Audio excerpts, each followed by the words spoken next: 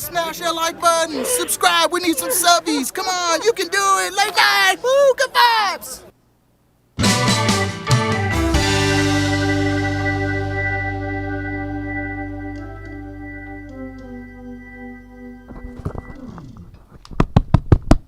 It is going to be one of those nights. Good evening, Lauren. Good evening to you at home. My name is Jay Ryan. We are back here I'm in our dining room. She's in our dining room. You're in our kitchen. I'm here in the middle. But it's the late night Playset. It's the Cars and Comedy Show. Again, Jay Ryan. Nicole Ryan is here too. That's the good news. Takes a second part. There we go. And we've got you here all the way up there in the thing, all on the Instagrams. And then all the way up in Canada is producer Mike. Tonight, here, let's all catch our breath, shall we? There's so much running around before the show that the first few minutes of the show is generally me coming down to do the show. So I'm sorry to everybody else. Let's do it together today, shall we? Updates galore. We have updates on Angela's Crest. We have updates on Good Vibes. As I cut to the wardrobe to explain these things. What's Canada Mike wearing? He's always, he's always wearing a blazer. I feel like you're dressing up more these days into your producer role, which is nice. I appreciate that. I feel like in WWF you'd be more in the managerial role currently. I feel like the hair is more slicked back, the beard is more kept. Am I on to anything here? Is there any truth to this? Well, I wish I could say that it had that much thought into it. But really, if on office days when I come home from the office, many times I stay and wear my attire on the show.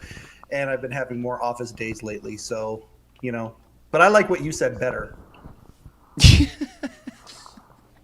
Well, obviously, I was way, way off.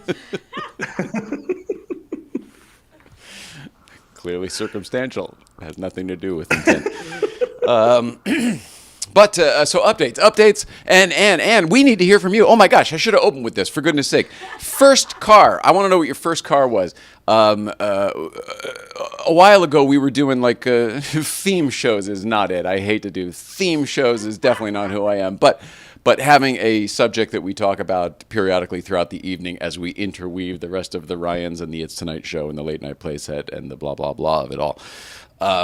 So your first car, I want to know what it was, and sub question, I want to know who bought it.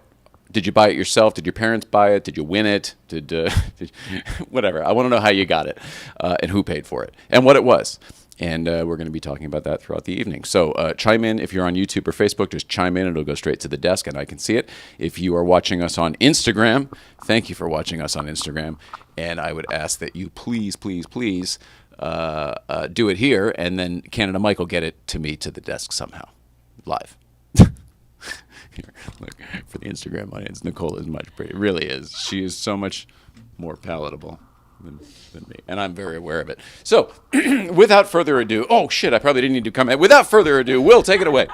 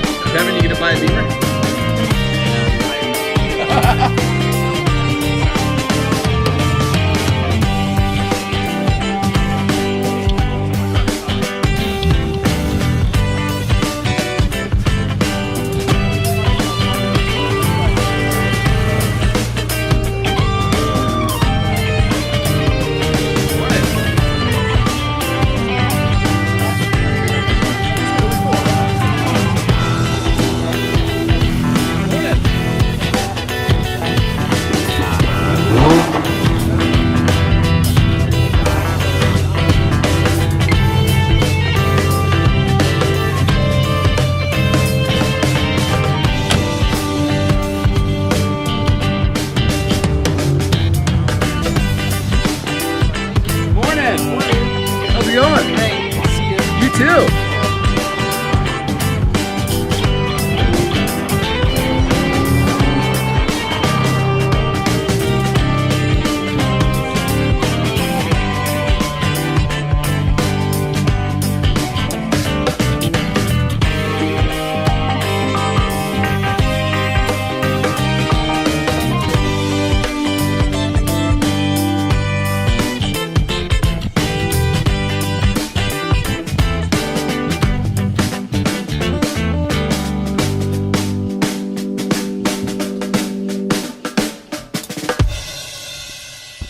Yeah, we did it. All right.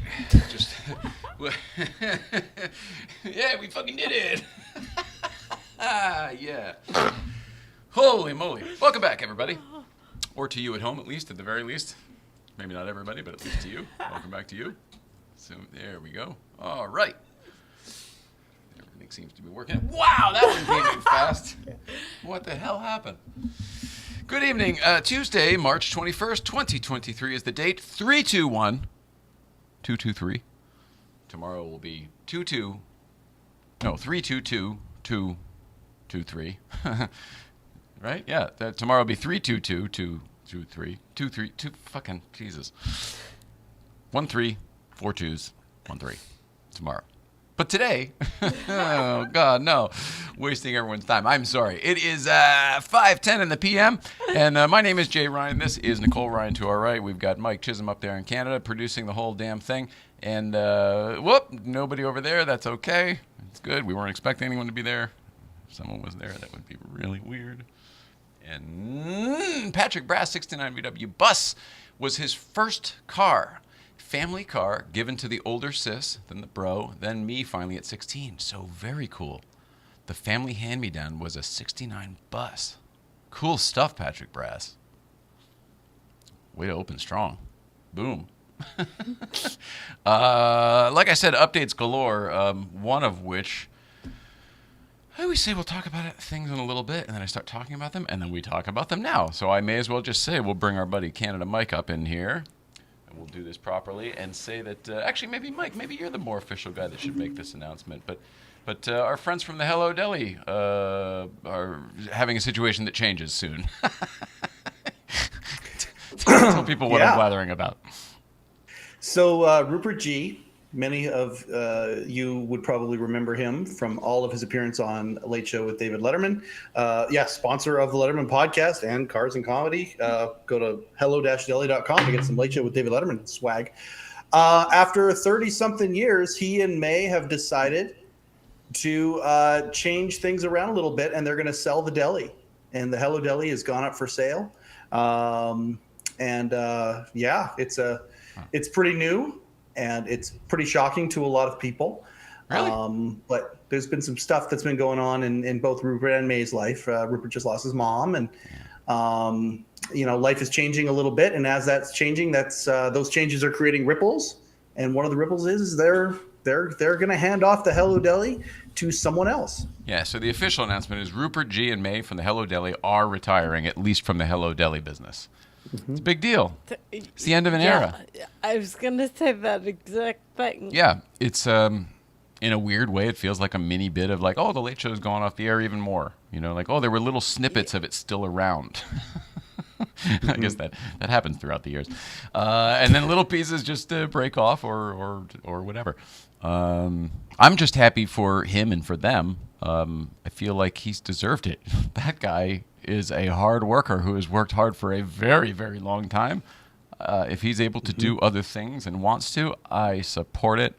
And if there's anything we can do to get you out here to Los Angeles, you don't have to be on the show. I know you're very camera shy, but if you want to just have a nice sit and chat with the missus, we would love to have you. So Love. Yeah. Oh, look at you wearing new old shoes. Yeah. Hunziker's, right? Yeah. Steve McQueen's. Yes. Great segue. That brings us to viewer mail. Do we have a card for that? I think we do. Do we still? We used to always have that stuff. Yeah, there we go. The viewer mail card. Really, every time I do that, I feel like as good as it gets. Every time he'd pick up the phone, he'd right into it. You know? Jack. Yeah, Jack Nicholson. I've talked to him on the phone before in real life, and it wasn't. I mean, I don't remember him clearing his throat on me or anything, but it was not dissimilar to that movie. Maddie McQueen, daughter of Chad McQueen, granddaughter of Steve McQueen, whose shoes you're wearing. How do they fit? I'm just joking, as if they were Steve McQueen shoes. I know you're going to tell me a whole thing about how one foot's bigger than the other. Let's hear about I MS, just actually. was gonna say they're longer. The shoes are longer? Yeah, because they're the original size. My feet have shrunk. Oh, jeez. So I knew it. I knew we were going to get back to shrunken feet. Anyway, but Maddie McQueen, in addition to sending us the stuff I'm about to show you, just had a baby the other day. Congratulations. Oh wow! Yeah, huge, big deal. For her first, That's a that I'm aware of. big Her change. first. All right, motorsports is the strongest drug in the world. That's a Chad McQueen quote, and this is Euphoria. This is one of their new brands on the McQueen Racing merch line. It's creative spelling, obviously, but Euphoria, and there's one of those for each of us, and a hat, which is very cool. We love the McQueen family. They've been very nice to us. We have a lot of mutual friends. They do very, very good things in the Porsche community, in the car community. They're pretty good people in general, so I'm pretty sure they're good in the world's community. But shout out to them. Congratulations on the addition to the family. And thanks to Hunziker for the shoes from ages ago. Those ones, I don't know if you ever wore. Those look brand stinking new. I did not wear them outside. No. Nice.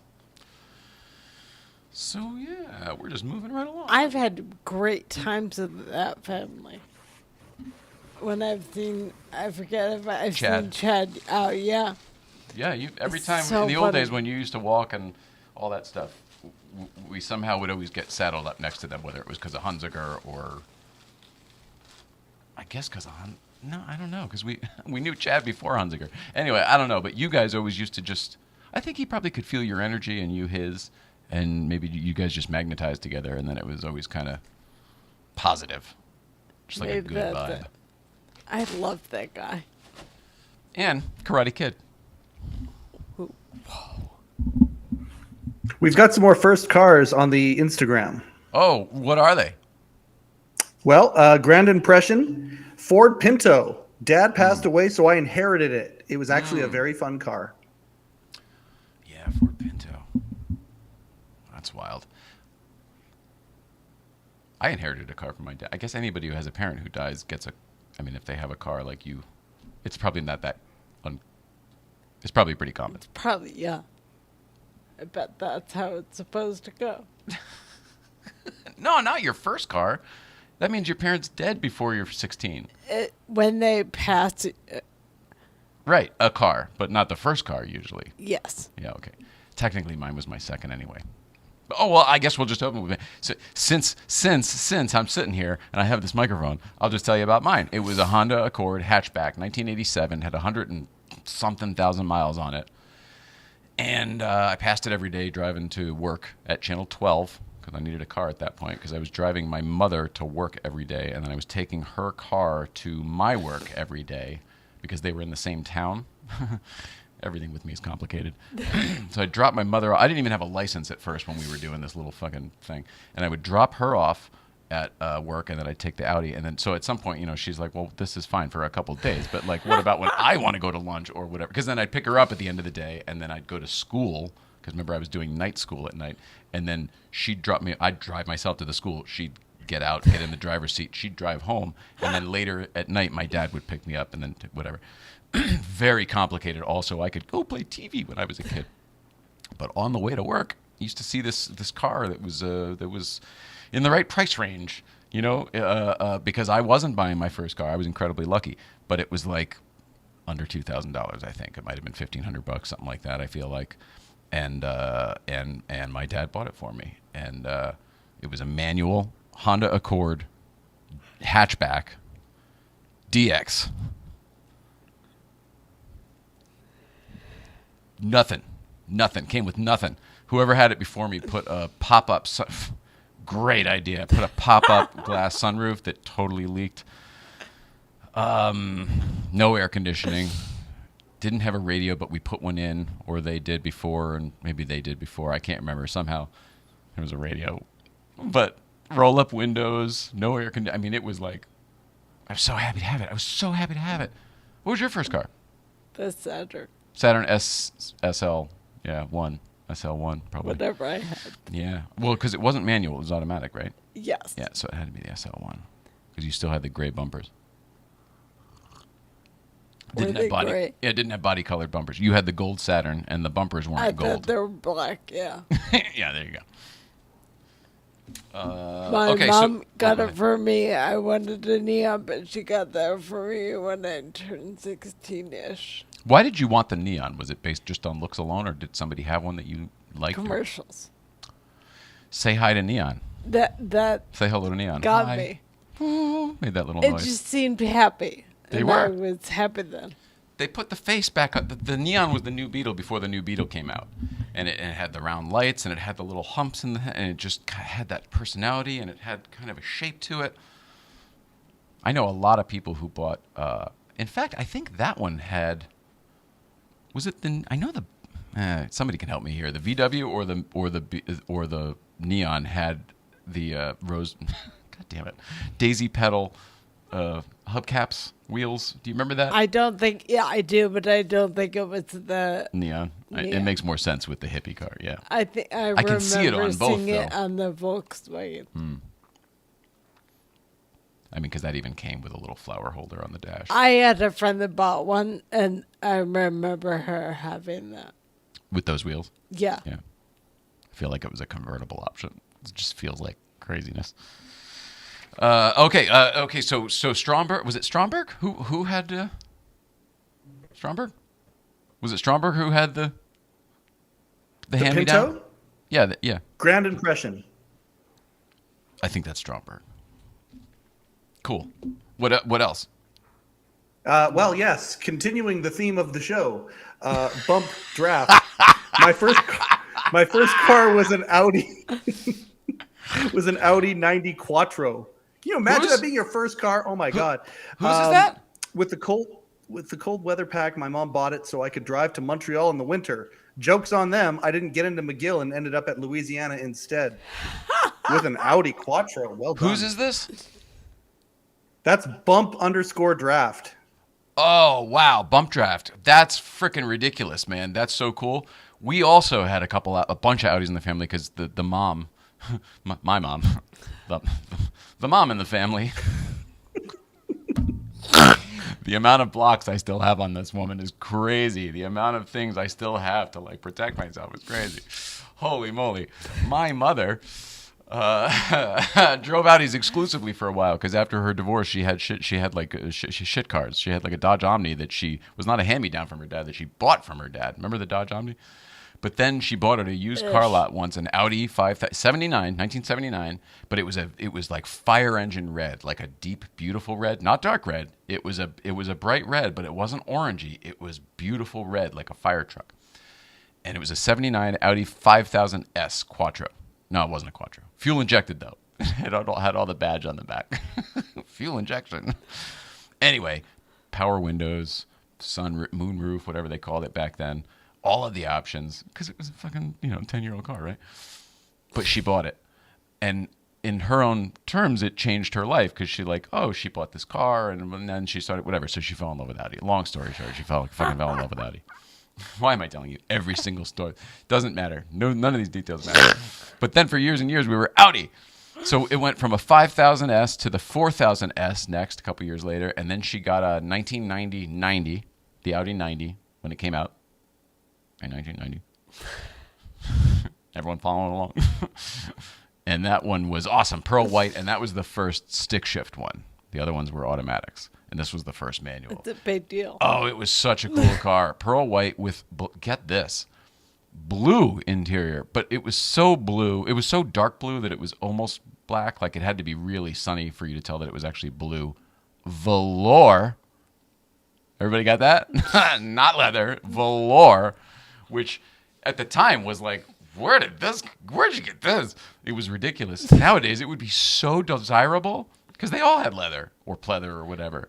And to get one with the velour, with the sport pattern on it, it had like the stripes and stuff.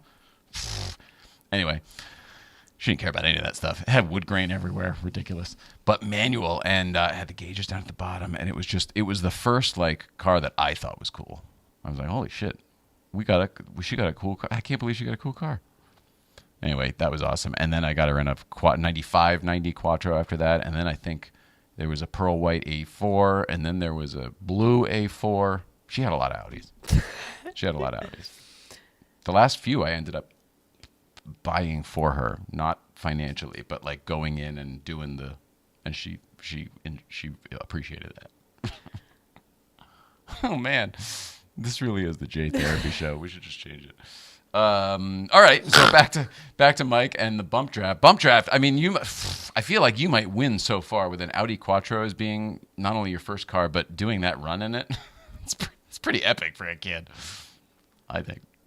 Well, my friends and I used to totally do that too, because I had no oversight as a kid. My parents were divorced; they both worked. My mom had her own life and stuff to deal with, and we would always drive everywhere. I think if Australia and I would go to like Oneonta, New York. I mean, that was like fucking 9 hours away and shit. And we would just take a drive. Your life that way is so different from mine. I was very tethered to my family. And your schedule and all the things you had to do? Yeah. I had none of that. I studied all the time, and we did different things. But with that came, like, I watched all the TV my family watched because I could just quietly do my homework in the corner. While they're watching TV, you're still taking that in. Yeah. Were you able to then do your studies at the same time and do that? My ADD would not allow it. I did that. It was a lot easier then. I read before, and that was just answering questions, really. Wow, that's a lot. Let's see. Iron Hoffman says, present. We were talking about you guys a little bit earlier, and life after the Hello Deli for Rupert. Yes, we were talking about root beer. Exactly. My first car was a 03 Eclipse, 4-cylinder automatic. Paid up front by parents, eventually paid back by me. That's pretty cool. Auto Journey. Also, I need to, whatever. I've been thinking about you for a week because I know we need to set it up. Auto Journey is the one who's going to do the clips. Anyway, separately. Love that car, but refresh my memory. 03. I'm confused. I didn't know they made that later version of the Eclipse in a 4-cylinder. That's the one with the bear claw stripe down the side, right? Or was it still the old version? Maybe it was still the old version. I'm so old that I remember all of the changeovers, but I can't remember exactly some of them when they happened. I thought it was in the 90s. The 4-cylinder one that I'm thinking of, first with the upright dash, the little wedge one, and then later with the swoopy, more Dodge Stealth dash. Dodge Stealth. Did you hear that? Stealth. Yeah, I did. Stealth. What is wrong with me? Patrick Swayze, Dodge I'm so Stealth. used to it Holy by now, crap. but it's hilarious. Anyway, all right, we'll see what Auto Journey has to say. He's probably answering it. I'm just not getting there. Nissan Sentra, first car. What year and who bought it? Mine was an old Toyota Corolla. We called it the rubber band machine because it felt like you had to wind it up. Bart Baby had a Dodge Diplomat and a 280 SE. 280 would still be nice to drive. Did you have two cars at the same time? Two first cars? How does that happen? How do you have two first cars? There are a lot of first cars, though, because there's the first car maybe his parents bought, and then there's the first car you buy yourself, or the first car you buy that you like, or, there's all sorts of... First car out of college. First car after I got a job. First car after the kid was born. I don't know. I didn't think about that part, but yeah. I don't think anybody did. I don't think anybody would. It's just me. Oh, it was that. So I thought those were all V6s. I thought when that came out, those were all V6s. And obviously I'm wrong. Or maybe they were at first and they introduced a 4-cylinder down the road. Once that car came out, once that generation came out, I was over Eclipse. It wasn't the car. It was like they got rid of the Eclipse and the 3000 GT. I was saying Stealth before. 3000 GT would be the equivalent. Dodge and Mitsubishi. It seemed like they got rid of both, and then they made some middle car in the middle that was sort of taking the market share of both, but wasn't really very good. And I'm not saying that they weren't good. I'm just saying that's what it seemed like to me. It didn't have any of what I used to like about it in it left. It was it's all different. And ironically, I can't remember if that was still Chrysler at that point or not, with the Eagle and everything. You remember it was all shared platforms and shit. But ironically, that was the most Chrysler of all of them, I thought. And I don't think there was. I don't know if there was still crossover. Holy moly. Let's do some East Coast feeds and break it up here a little bit because they've been stacking up. It's been a while. Remember last time we checked in and it was Coraline wanted to do something special for Grandma. She wanted to do some sort of, like a spa day or some kind of just take it easy day. Want to do something nice for Grandma because she does so many nice things, always taking care of other people and everyone else. I remember that. All right, so let's pick it up there after Coraline's declaration. Roll it out. East Coast Feed! Uncle Jay and Nicole, it's me and Jonesy, and we're at Super Duper Weenie in Fairfield, Connecticut, because we went for a little trip. And what are we doing today, Jones? What's our big thing today? We're going to give Grandma a relaxation day. A relaxation day for Grandma, because she's doing a lot of work and doesn't get paid. So we took her to get a massage, and now we're going to go pick her up and bring her back home and get a little, what are we going to get? Manicure, pedicure going on? Yeah. We're going to do all that stuff, too. So we stopped for a quick hot dog in Fairfield. We want to say we love you guys. East Coast Feed! East Coast Feed. Bye. Nice. All right. Let's keep it going. Straight in. East Coast Feed, part 2. East Coast Feed. East Coast Feed! What did Grandma do today? Relaxation. I had a massage. It was wonderful. And my ears done. I don't know what the hell she did, but it was great. It was very, very nice and relaxing. I feel wonderful. I don't know what else you did. That's it. East Coast Feed part 2. Grandma's Day of Relaxation. Want to fill you guys in on part 2. That was it. There you go. Love you guys. Love Bye. you. Bye. That's it. That's it. You want to say something else? Say something else. What the fuck? I'm the only one talking over here.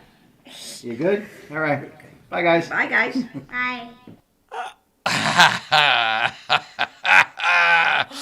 Oh, yeah. That's it? What, that's it? I love that kid. She's just him. She's a little him. In a few more years, she'll be pretty much the same age he was when we met, and then I'll just be looking at him all over. You know, the whole cycle will start over again. I'll just watch her causing hell. Already saying it.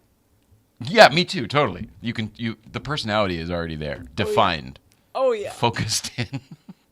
Yep. Again, this is universal sign for focus, not whatever you think I'm doing.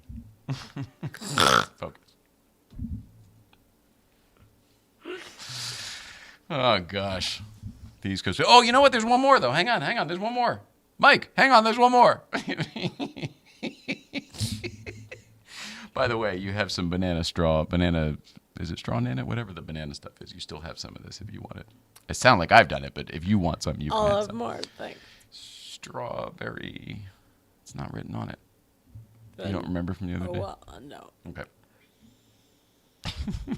East Coast Feed. Roll it out.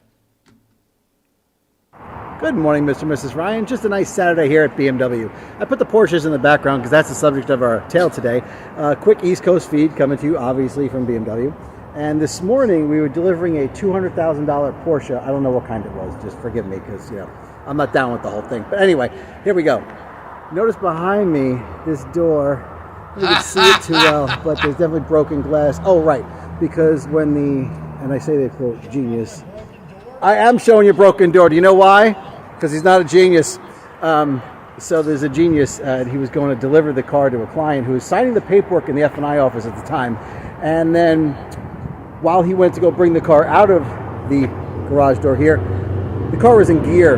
And if you're not familiar with stick shifts, if it's in gear and you let go of the clutch, it lurches forward and goes through the door. So it was a beautiful blue Porsche.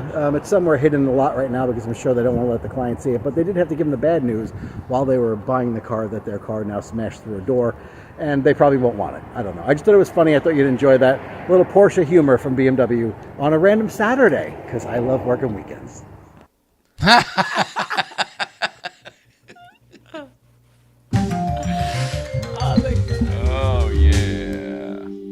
that was what the East Coast feed's all about right there. I'm guessing it was a GT3 at 200 grand. I mean, it could have been anything. Could have been a turbo.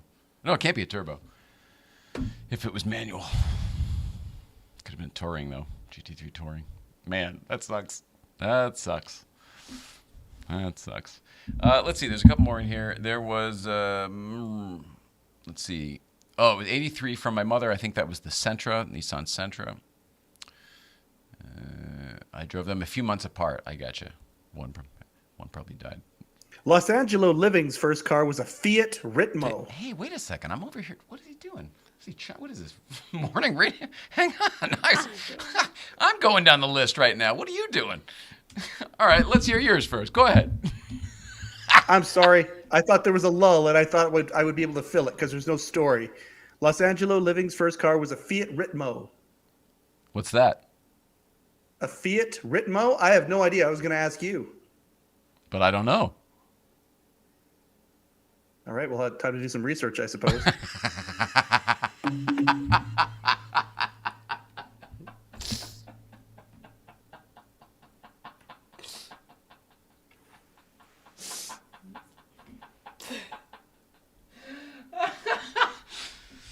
Oh, I'm sorry. It's really more about me than you. I am just losing it over here. That was the Tom Hanks bathtub moment from the Money Pit there. Oh, I feel better.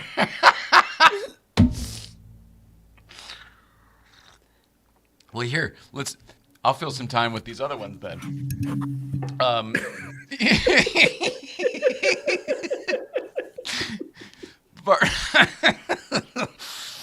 Auto Journey, they weren't good. Mine had tons of problems. Believe they were all front-wheel drive. Yeah, they were definitely all front-wheel drive, but I really thought they were all V6s. I think yours was a V6 too. I really thought they all were. I thought that was the whole point. V6 was the GT model. Damn it, he knows. All right, okay. Maybe only the GT model came out at first. I don't know. It was a big car to have a 4-cylinder. $3.30. Oh, pair character stretching his arm. Oh, I see. He's describing it. I'm sorry. This is where Mike comes in because he explains like, no, Jay, it's describing an emoji. Oh, what a cool car. Oh, man. See, that's why we haven't heard of it. How awesome is that thing? That would kill at a Cars and Coffee now. So Fiat, so it's Italian. And then, like, what year would that be? Hold, please. I got to do some sorry. research.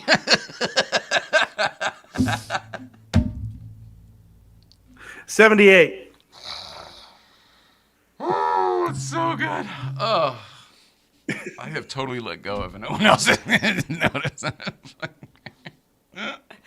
So good. 78. It's a 78. That's what his was, or that's what that one was? Oh, that's what that one was. I don't know what his was.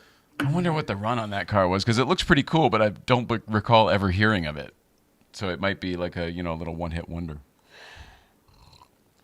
Do you hear the rain? Yeah. Man, is it pouring still in Los Angeles? Still pouring. Can hear it on the skylights of the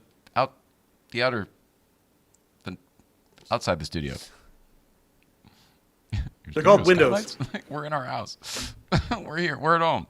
Doesn't look like it, but we are. Sorry, what? I'm losing it. What? No, I was making a stupid joke.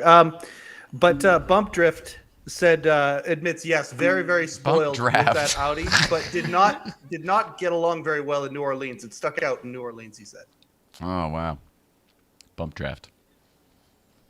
Bump Draft is going racing this weekend and can't do something. I remember seeing that.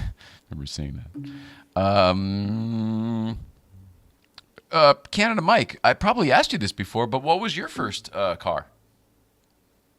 And who bought it? Lindsay, without an N in her name, 85 Bronco. That's cool. You're Lindsay girl. My Lindsay girl? Lindsay Mensch. You were No. talking about her before. Maybe that's why I do Gensch, because of Mensch. Maybe. Oh, maybe. Gunnar Mensch. Gunnar. And maybe that's why I say Gensch. Maybe. Even though there's There no it is. N in Gensch. Jesh. But maybe he just helped me there. Anyway, so she had an 85 Bronco. But what was yours? What was your first car? So I your drove my first dad's Scout. I drove my dad's Scout to the point where he's like, okay, we've got to get you a vehicle. This is by like 16 and a half. It was driving him crazy. So he said he took me down to the bank and got himself a loan and made me part of the whole process. So it's Canadian. for like a 4,000. Yeah. So then we went and we found an 87 Dodge Dakota. I bought it for $2,200 and I paid my dad back $200 a month with my little red 87 Dodge Dakota and my Freedom. And my dad got his Scout back. So there you go. That's pretty awesome. Did you have a job at that age that you were paying $200? I did. I worked at the little convenience store, which was a 10-minute walk from my house. Working the counter or the microwave or the Slurpee machine? Like, what were you? I could, but I was mostly the guy that came in from like 6 to 10 every day and restocked the pop cooler. Oh, and yeah. And then like restocked basically for the most part, and then cleaned the floors and got rid of the place ready for close. There's a name for that. There's a name for that. I learned it working produce at the village market those 2 weeks. There's a name for that when you put the Not a stalker. No, but it's facing. I would block and face the store. Yes. Block and face, and then also, what is it when you bring the old stuff up front and put the new stuff in the back? You have to take the stuff off the shelf to put. One more time. Yeah, I just rotated the dates of the milk and all that stuff. Yeah, totally. We had a name for it. I thought maybe it was a common term. But facing is good, yeah. But anyway, you made the store look all nice again. Every day. Yeah. I'd be good at that type of job, but like dealing with the people and cha-ching, cha-ching, I don't get numbers. I don't deal with the people. I'm not good at any of that. I don't see you in that role at all. But meanwhile, what he's talking about, I'm like, this doesn't belong over here. It makes much more sense over here, and and all that stuff. You're good at that. Yeah. Like, you got to put the porn next to the stuff people pretend to buy when they're really buying porn. That was great in Magnolia the other day. We watched Magnolia, the movie Magnolia. Paul Thomas Anderson. Great. Highly recommend. This is a 20-year-old movie. I'm not the first one to tell you that it's good. But there's a part where, for some reason, the guy needs to get to the ads that might be in the back of porno magazines. He's trying to get somebody's phone number. But he calls up like a Pink Dot, if anybody doesn't remember that, the delivery service from the 90s. And he's asking for all of the Playboy, the Penthouse, the Hustler, all these different things. But, oh shit, I guess I blew it. He starts with, can I get some bread? Can I get some milk? Can I get some, cigarettes? Can I get some all that? And then it goes to Playboy, Penthouse, Hustler. And then at the end, when she's hanging up, she goes, okay, that'll be 43. She goes, do you still want the milk, bread, and eggs? And he was like, yeah, of course.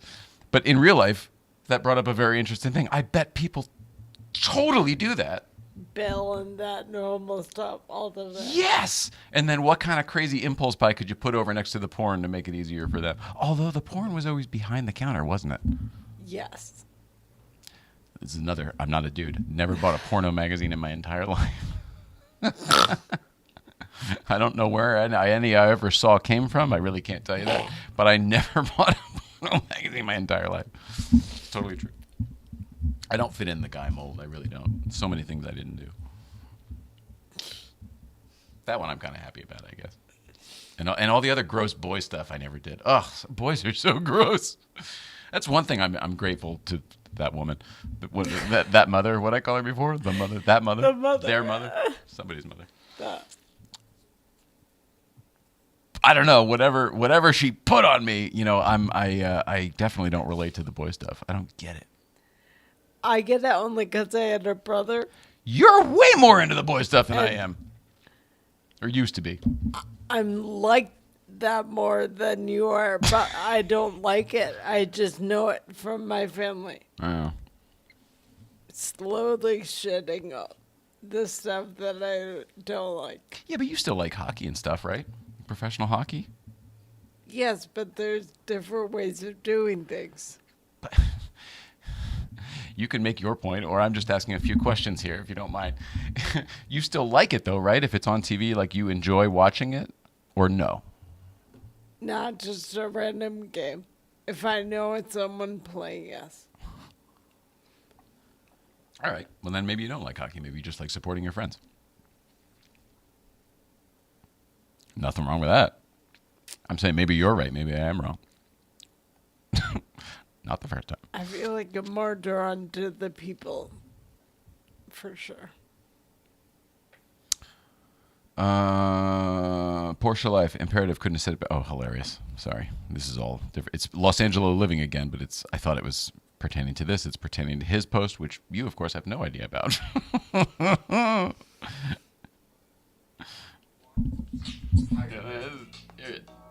Guys, 3 tips for buying your dream home. Number 1, hire me. Number 2, either get pre-approved with a lender or discuss with your financial advisor or business manager what purchasing a home would look like financially, what kind of money you need to move around. And 3, let's get out there and have some fun. Yeah. Guys, 3 tips. Los Angeles living. Highly recommend. Not only is he a friend, but he's a great realtor. Fantastic realtor here in Los Angeles.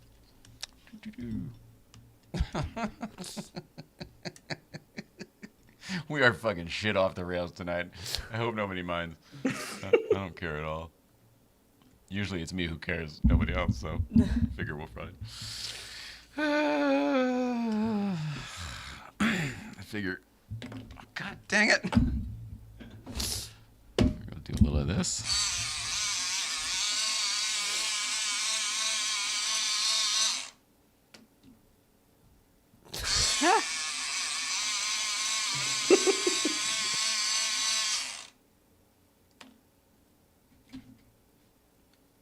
Why? No, I'm just kidding.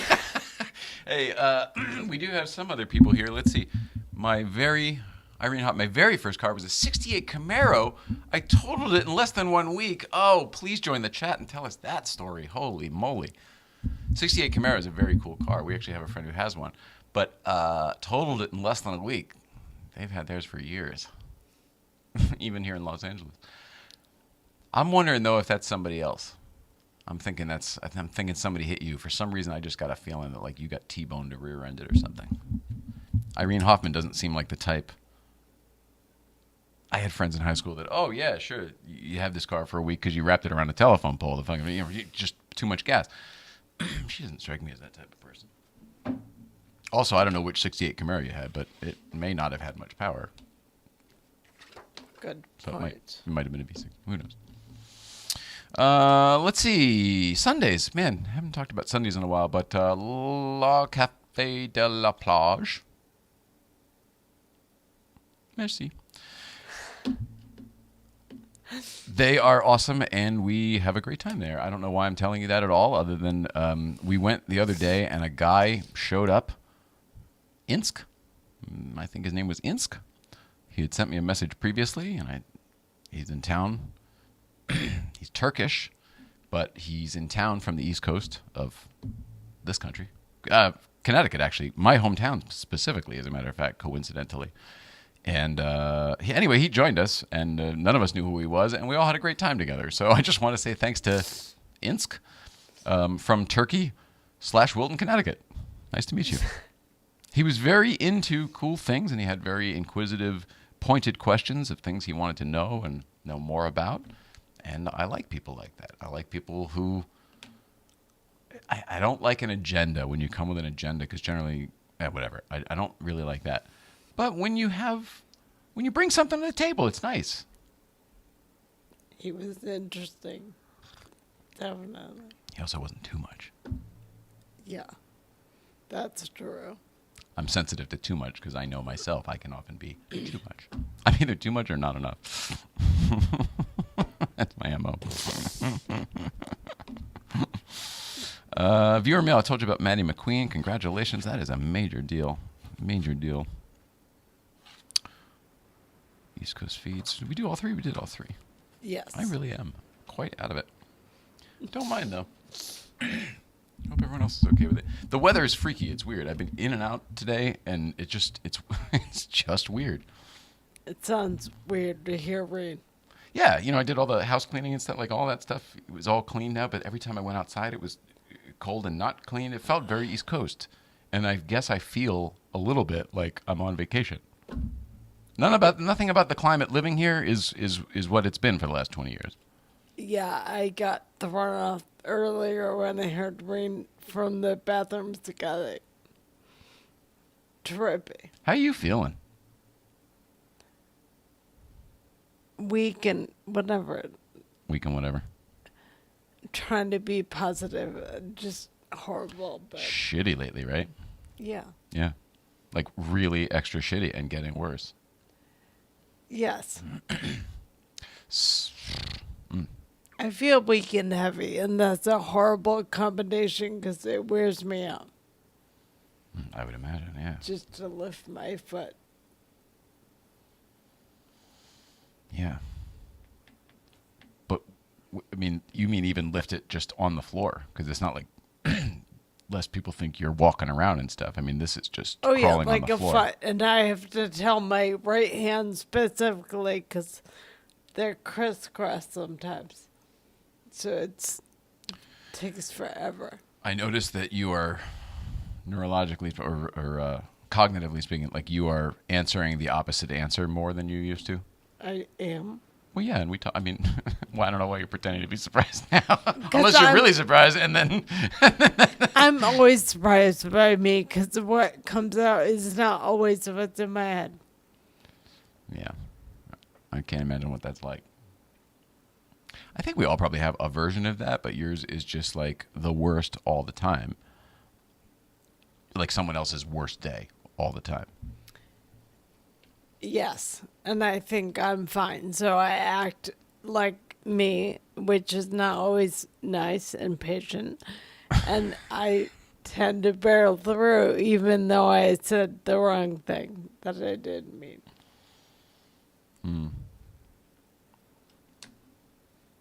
I noticed that with Midge the other day. He's so nice, and he gave a what, and you said it again, and he was like, "Yeah."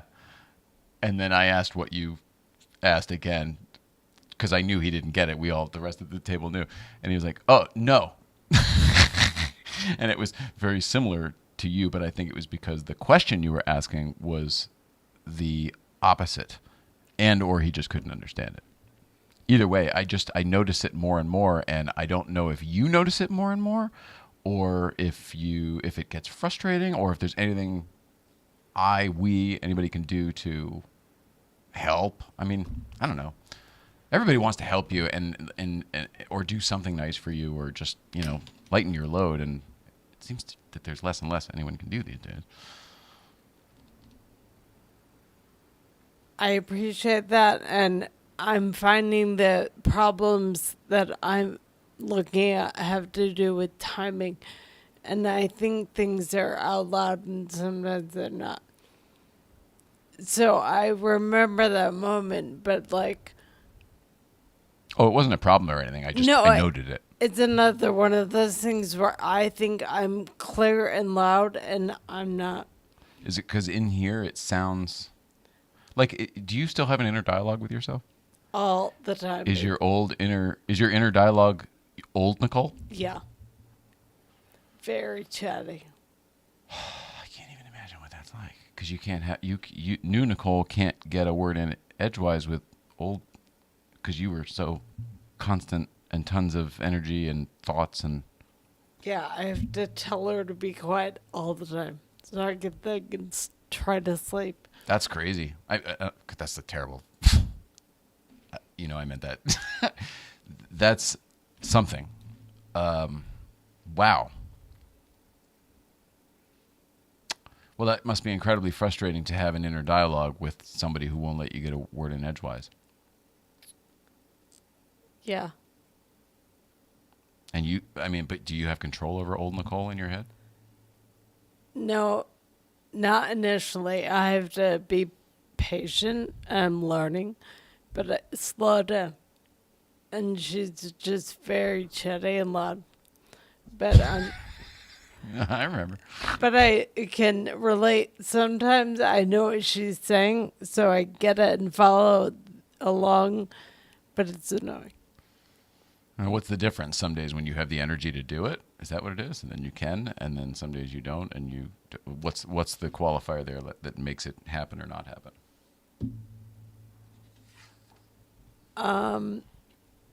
Sometimes I can have a conversation with that entity, whatever, and sometimes I can't.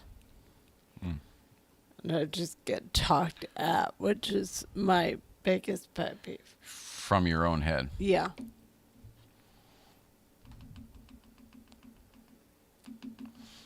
Yeah, that's an interesting one.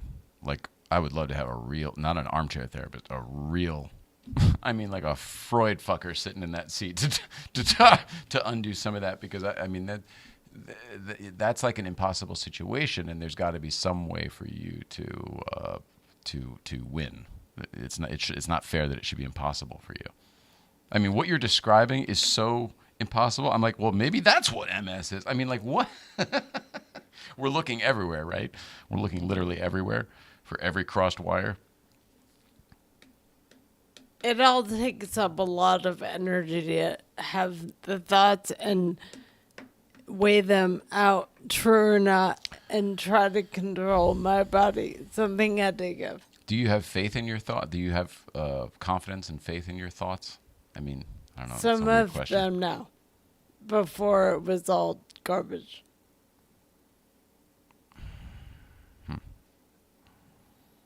Interesting. Well, I don't want to spend too much time on this, but wow, that is fascinating. I mean, like really, really fast. Sound like and more right after this. I don't mean it like that.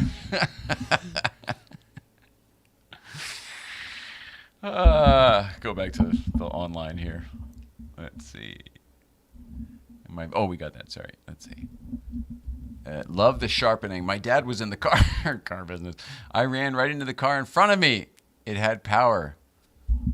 I didn't know how to drive. Still don't. Hilarious. Oh, no. So it is one of those stories. Basically, Irene was the guy at Porsche earlier who just kind of drove that sucker right into. The guy thanked me because his car was ruined, and he said he had plenty of insurance and wanted a new car. He wasn't hurt. That's awesome. That's awesome.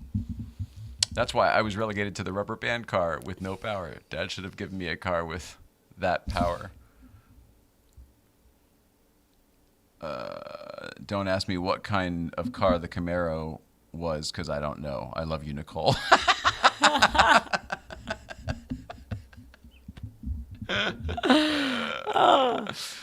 Oh, that's awesome. That's awesome.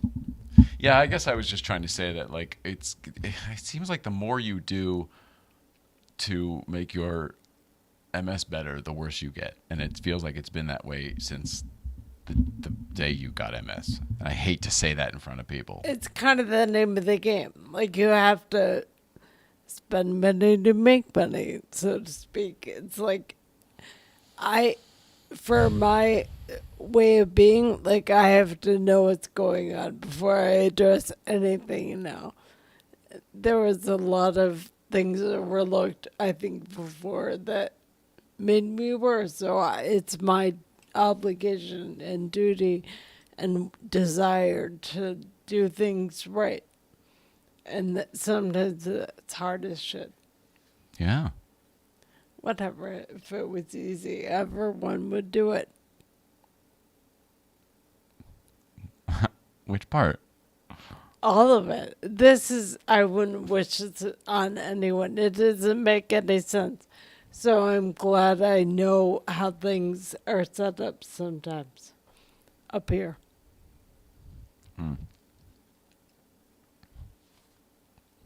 I understand the first part. What do you mean? I forget what That's I okay. saying. That's all right. That's all right. I don't want to stress you out. I appreciate you sharing. I think everybody does. I know everybody does. I'm glad to know more than a lot of people about how the brain works. Because I believe that controls all this other stuff also. Meaning, if you can find the right button or wire or whatever up here, you could theoretically, yeah. Well, yeah. I mean, that's what the psychedelics are all about, supposedly, right? I mean, theoretically, they say either the acid or the mushrooms or whatever the heck. I guess more mushrooms, supposedly, but it can unlocking your shit. Yes, and yes, psychedelics tend to unlock things.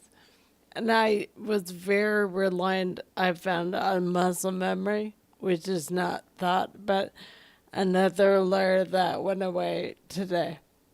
So it looks awful, but it feels fine, which... What?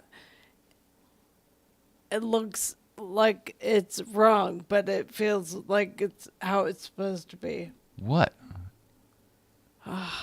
Muscle memory going away and things not working automatically like they used to. It looks bad, but it's fine? I think that's horrible. I think it looks bad and it is horrible. What am I missing? I appreciate you trying to put a silver lining on it. Probably wrong, but like I have to be positive about it to make anything happen. Okay. Positive slime. Ghostbusters. I get that. Yeah. Okay. Whew. Hard to follow. It's not what I was... Now my thought. Sorry. Don't apologize. Don't apologize at all. I'm just my trying to help. My head's making me crazy. Your head's making you crazy? Yeah. What is old Nicole saying up there now? Yelling at me for not speaking correctly and saying what I wanted to say. But who is old Nicole? She's an amalgamation of your old life that you no longer live or support anymore. So why does she have control over you? This is me. Now I'm playing armchair therapist. She's a lot louder, and she has my family crest, so to speak. Exactly. So it's not really her. You're hearing your old family and mom and dad and childhood shit? Yes. Yeah. And all the time I try to make it quieter and stop talking that voice, and doesn't always happen. No, I know. I'm not trying. Yeah. I think you're doing everything right. I'm just trying to help you identify what's what and where it goes, and then you can decide what you want to do with it. Thanks. Okay. Mike, you still with us? Pixie Chrome's first car was a 1971 Datsun 510. Nice. Now that's a cool car too. That's a cool car. That's what I said. Pixie Chrome, if I recall, is Megan. I think right. Yeah. I think. Nice. Megan is a friend of ours from up north, and she was the one gave us a Luftgekühlt ticket for some reason. Remember, we needed a Luftgekühlt ticket. I can't remember why. Yeah. Oh, I think I think the Tradecraft guys wanted to go. That's what it was. It's so cool. Yeah. That's a good. 510's a cool car too, because I mean those are great race cars. They're just fun in general. I loved 510s. They were fantastic high school cars. Classic 3-box styling like a BMW. I loved it. Her second car was a 65 fastback V8 Mustang. The nice judge asked me to sell it after getting pulled over for exhibition of speed, evasion of arrest. To be 18. Hilarious. And up north there, wherever, apparently it was like the Dukes of Hazzard, where you could run from the cops, or at least it was okay to try. Oh, man. That's cool. That's cool. Who were we talking to the other day? I think it was Mitch, where his first car was a 60... I might have this wrong, but I think it's right. Mitch, I think you had a 67 notchback Mustang V6, and if I'm not mistaken, you got rid of that and got a Honda CRX, the little one with the double window in the back, little sports car, front wheel drive. Pretty sure. And if I'm right about that, I am very impressed with myself. I usually don't retain that much information. It's pretty good. Pretty good for me. But he's not here, so we can't confirm, so I'm just going to take the points. Put up the scoreboard. Scoreboard's coming up. Oh, yeah, we got to change that home and visitor. It used to say some cool shit that was customized, and now it looks like, although the visitor does look like a husky, doesn't it? I mean, that would be a Yukon Husky, and I'm from Connecticut. And what's the name of your team? No, you're not Eagles. That's Philadelphia. The Bills. No, the what? That's the hockey team. Buffalo Bills. Hockey team. Bills is what I was thinking of, but Bills, it's like a buffalo, right? Buffalo because of Buffalo, yeah. Yeah. What's a bill? I just realized it's usually the city and then the mascot. Yours, the mascot is the name of the city. Like it's not the Buffalo Buffaloes. It's the Buffalo Bills. What's a bill? I don't know. It's a picture of a buffalo. I'm poking holes left or right here. Mike, you're a sports guy, and you're really close to New York, Buffalo. I mean, not you, but Yeah, Canada I'm a Canadian. I'm a hockey guy. But I do know that the Bills' name is derived from an All-American Football Conference franchise from Buffalo that was in turn named after Western frontiersman Buffalo Bill Cody. Oh, so all of the Bills are named after Buffalo Bill. Is she a great big fat person? Oh, yeah. You want a size 13? Rubs a lotion on its skin or else it gets the hose again. Oh, God. So bad. But that's your team.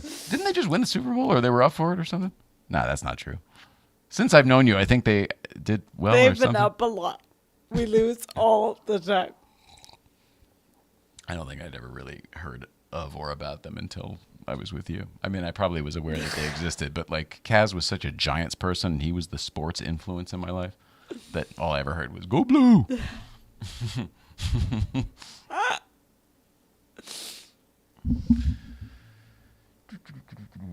Well, I guess we did it. Jeez, there's a lot of stuff going on. All right, hey Mike, I wanted to ask you a couple things real quick. You had I don't want to open up this can of worms again because you've already cried our eyes out about it, but you had a very sensitive episode of the Letterman podcast last week. What's coming up on Friday morning for people? So, kind of in conjunction with last week's episode, there's a gentleman by the name of Alex Bennett, who is a radio broadcast legend. He hates when I call him a legend, by the way, because he thinks legends should be dead.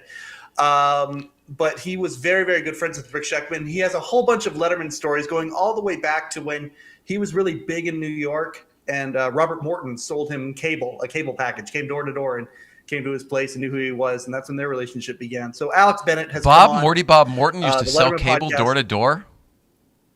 Yeah, when he was coming up. Absolutely. In the New York area. Holy cow. And then let me just interrupt you real quick and ask you, could you just tap your microphone real quick? Oh, okay, it is that one. It doesn't sound like... What's going on? Nothing. It doesn't sound like that microphone's on. You sound like you're being picked up by a... Is it facing the right direction? Yeah, my levels seem good. Oh, now you're on it. Oh, maybe better? it was just not... Maybe it was just not... Okay, sorry. Forgive me for being picky. I was just noticing levels. Yeah, no. But anyway, Alex Bennett, radio legend, friend of Rick Sheckman, and lots of cool Letterman stories and broadcast stories, is on the guest for Letterman podcast on Friday. Beyond everything you just said that I rudely stepped through, I'm sorry that, but you're also you're also on that Alex Bennett show, right? And as was Shecky. Yeah, he does a panel show every Monday. He does a show every night, actually. That's political, but every Monday in the afternoon he does a show with just panelists from all over the place, and Shecky was one of them. And we did that show for, almost 3 years every Monday. And wow. Yeah. Well, good for you. So I'm sure. Did you guys already have your talk, or you're gonna have it? No, we did. We went 2 hours on Sunday. Oh, very cool. Good for you. Awesome. So that's Friday morning at 9:00 Eastern, right? Something like that. 9:00 Eastern, 6 a.m. Pacific, the Letterman podcast. Thank you very much for all the shout outs you give us, man. I appreciate it. Yeah, you're very welcome.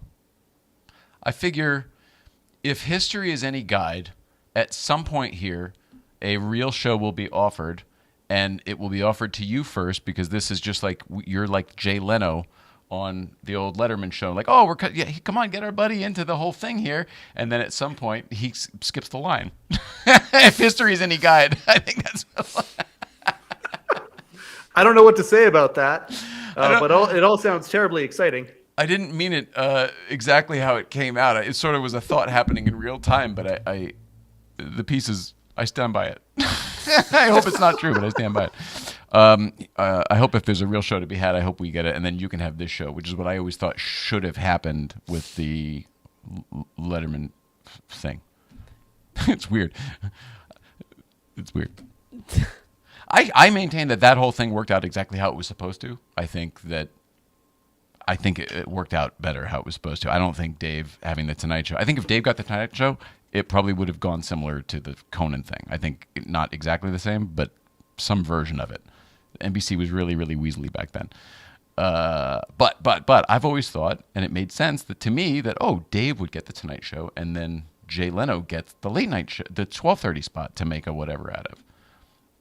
And then it always seemed like Jay Leno's argument was, but I was doing the film. It's like, but expand out for a second.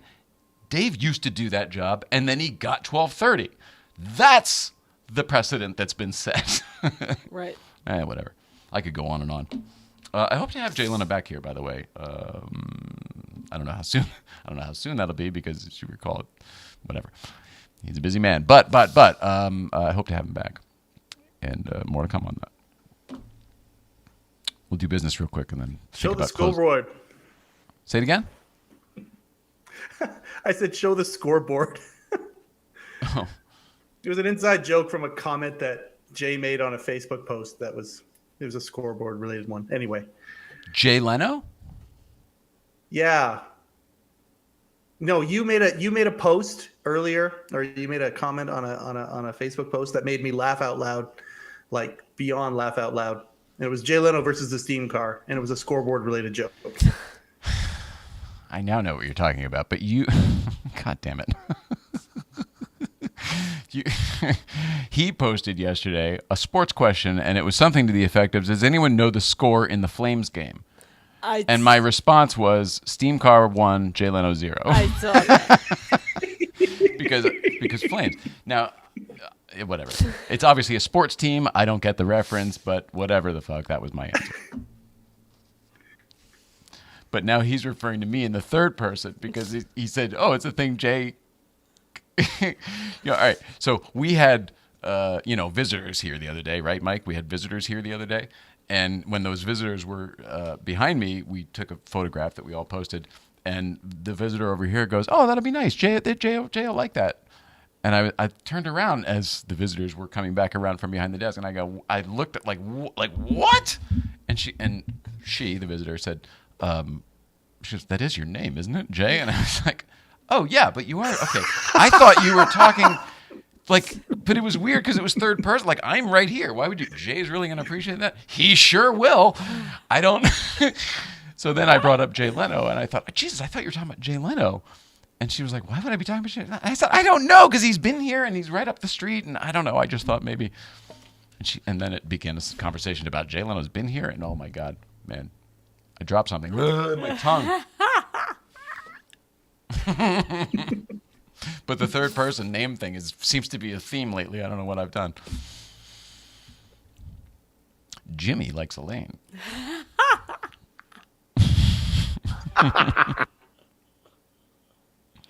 Elaine's just Jimmy's type. I didn't do the business, did I? Adam Ferrara is he's all over the place, but he's going to be at the Marconi Museum in just a couple weeks, like a week and a half now, April 1st.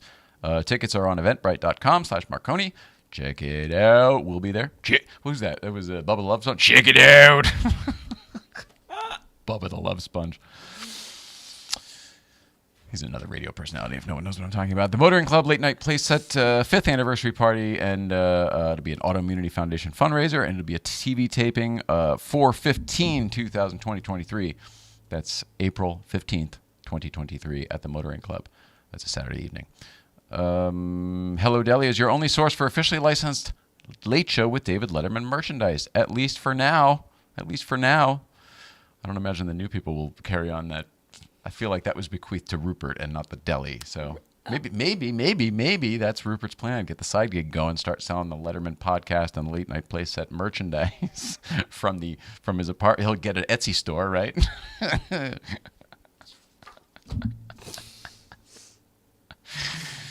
you imagine? Poor guy. He's tired of making sandwiches. Now he's going to stuff boxes and envelopes for the rest of his life. Come on.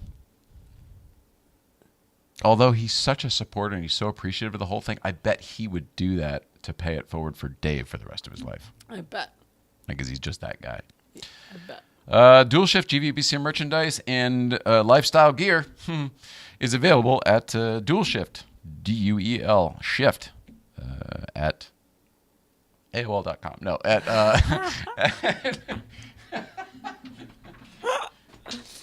what you do is you get Earthlink, right? And you get your Netscape Navigator, and you dial up your Prodigy, And once you've heard your once you're online, you can talk to all sorts of folks who are interested in the same types of things you are from all over the country. GVBC hats, shirts, all that stuff. Pins, stickers. We have stickers.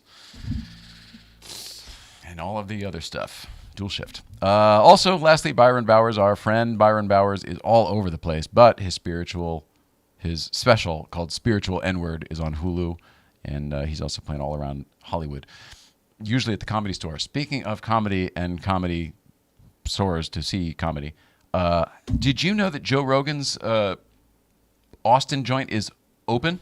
Or at least it's a soft open, but it's the up. Post. Oh, I am so excited for them. I followed all of those things. It's called the Comedy Mothership, everybody, Austin, Texas. It looks to have at least 2 rooms. It's got the big room and the small room. I would imagine it's going to grow from there. But it seems like it's Joe Rogan and friends all the time.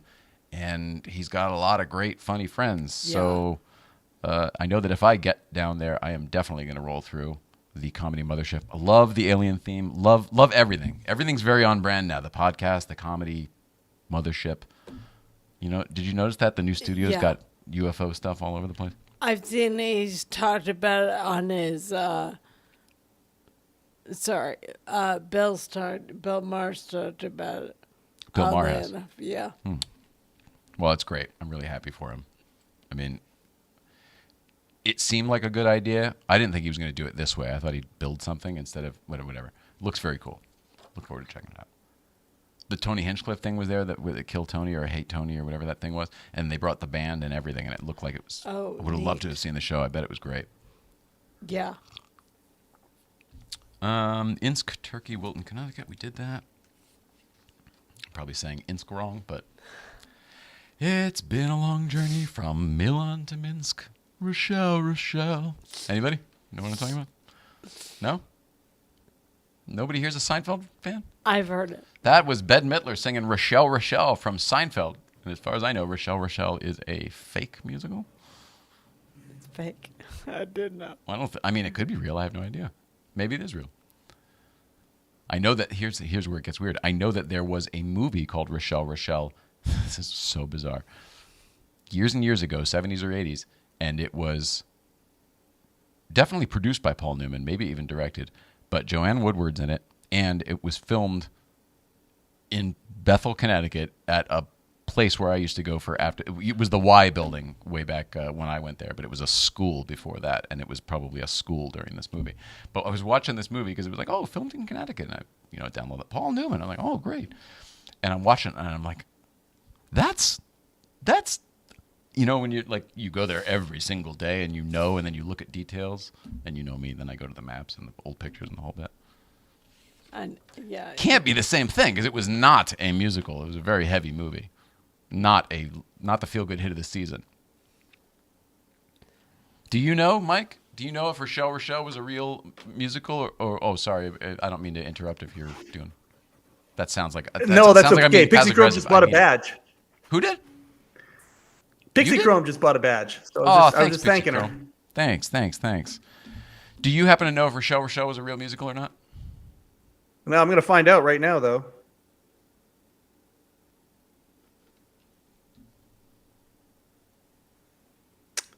The only problem is Rochelle doesn't exist. It's purely fictitious film, a European art house soft porn movie about a young girl's strange erotic journey from Milan to Minsk. Yeah, no. Okay. As a show, it doesn't exist, but the movie definitely. Now wait, maybe the movie's not called Rochelle. It says it's a purely fictitious film. Well, but in Seinfeld, it's not a film; it's a Broadway musical. I'm saying it's a real film, but it's not at all about that journey in Milan and Minsk. It's some other stuff, and it's a much smaller story. Oh well. I guess it doesn't matter. Yeah, I got nothing here. It just keeps saying, source after source saying it's not real. But like one source here says it's most likely based on the 1974 erotic film Emmanuelle. But yeah, that sounds more familiar.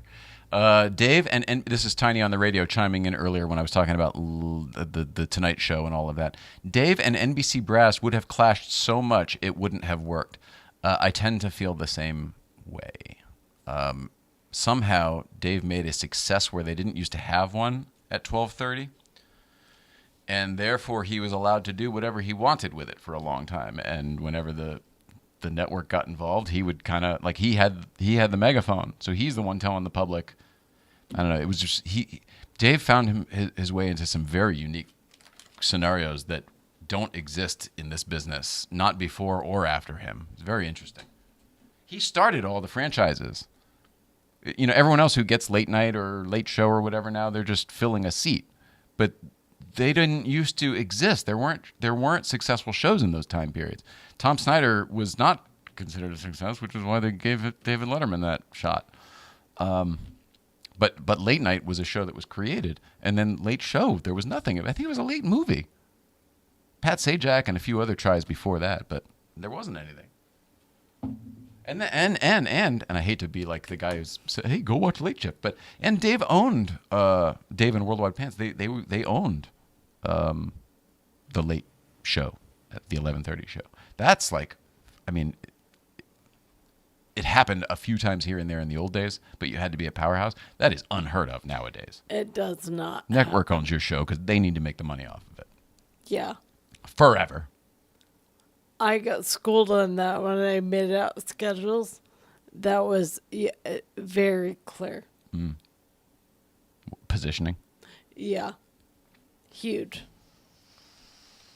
Totally agree. But man, I would have loved to have seen the show. And you know what? Actually, we have seen the show. I think I've said this before. I don't know why we're talking so much about Letterman tonight. Sorry. I brought it up. I brought it up because I was talking to Mike before. The weeks where the Late Show came to Los Angeles, it was 2 different weeks in, I think, 94 and 95. Don's, correct me if I'm wrong. By the way, shout out to Don Giller. If you don't already, follow the Don Giller YouTube channel. The Letterman YouTube channel is awesome, and it's really great and current. If you want to do deep dives on stuff, just spend some time on the Don Giller YouTube channel. It's incredible. But anyway, Don backed me up on this or not. I think it was 94 and 95. The Late Show came out here and did the show from Television City. And not from a theater, from a nice TV studio which was like a good production facility where you could do a television show well. I know people don't know what the hell I'm talking about. There are so many constraints to try to do a television show in a theater, especially that theater. It's ridiculous. Much more luxurious in a studio. That is, long story short, 90 seconds later, that is the Tonight Show that Dave would have done, in my opinion. And then I feel like they even buttoned that when Johnny came out and even sat at the desk, and it just felt tonally like what it would have been. It did. How it looked, the energy, the excitement, the tone. It almost felt to me like those weeks were like this. Yeah, you could have had this. This is what it could have been. Yep. So funny. Mike, were you watching back then? Do you even know what I'm talking about? It would have been like 94. Oh yeah, I watched Letterman pretty much religiously from 89 on. So yeah, those were magical moments. They were. I think there was a lot of people who thought about this is what could have been. But to me, Letterman was always a New York guy anyway, so I'm glad he stayed in New York. I think that there was magic that added to Letterman's everything because of the setting. I don't disagree with any of that. I don't mean that tone or even the fact that it was in a different coast, just more on the lines of what the show was, I think is what. Oh, yeah. Anyway, whatever. This is something I don't know if I probably shouldn't share, but it's been 30-something years, so it probably doesn't matter at this point. My aunt used to be friends with Paul Schaefer, and she said, I used to fucking every time I'd talk to Aunt Catherine, I would say, well, what's new with them? Oh, are they staying? Are they going? Whatever. And she said when she talked to Paul, his answer was, I can't say anything, but all of the higher-ups that matter are walking around. Everyone's walking through the hallways very happy. Everyone's very happy. And if it is the Tonight Show, that they would bring the Tonight Show back to New York. So the plan, even back then, if Dave did get the Tonight Show, was to bring it back to New York. And I don't know if anybody's ever talked about that publicly. I haven't heard that. But that's what my aunt said Paul Schaefer said. And I believe I'll it. be They were asking fri- Bill they were Carter friends, I about that in believe a her. couple weeks. Say again? I'll be asking Bill Carter that in a few weeks. What? Exactly what you just said. If he heard that rumor, I'll ask him. I mean, I don't know if there's anybody more researched on it than him. Obviously the people that were all there. Right, all right. Well, okay. We can talk about this off the air. Okay. Anyway, I love it. Are we done? Did we do it? I feel like we've done it. I'm just yammering on about other shit now. I think so. What else is new? I think we got Johnny Lieberman on Thursday. I think. Sorry about everything. The schedule has been just in flux, and the weather changes things. Everything's just been up in the air. And I've been really busy with other things. Not that this is taking a backseat. It's just that there's only one person to do it, and it's this game with the hands, and I can't get to everything as I want to. So we need help. If somebody wants to be a volunteer and be an assistant, help us get the whole everything on its feet. We'll take you. Send me a message. But other than that, how do we follow each other? Let's see. Mike, how do we follow you? What do you got? Anything to plug?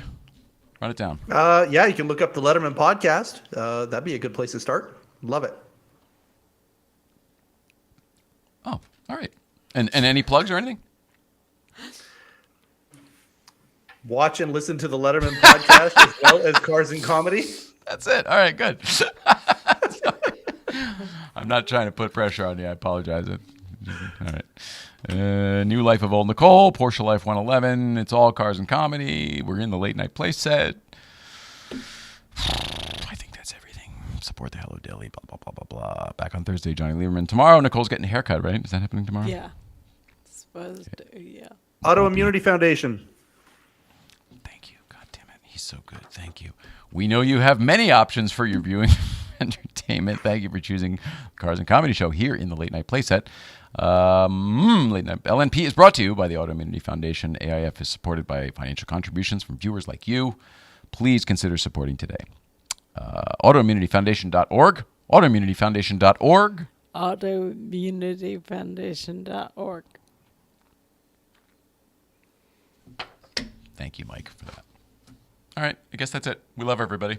Did I get all this? When I was growing up, CBS Late Night was called Crime After Prime Time. It was a terrible movie. I love it. I remember that. Awesome. See everybody later. I love you. We love you. We love all of you. Please love everybody at home. God, I really am. I'm fucked up today. Please love one another. We love everybody. See you out there. Good grief.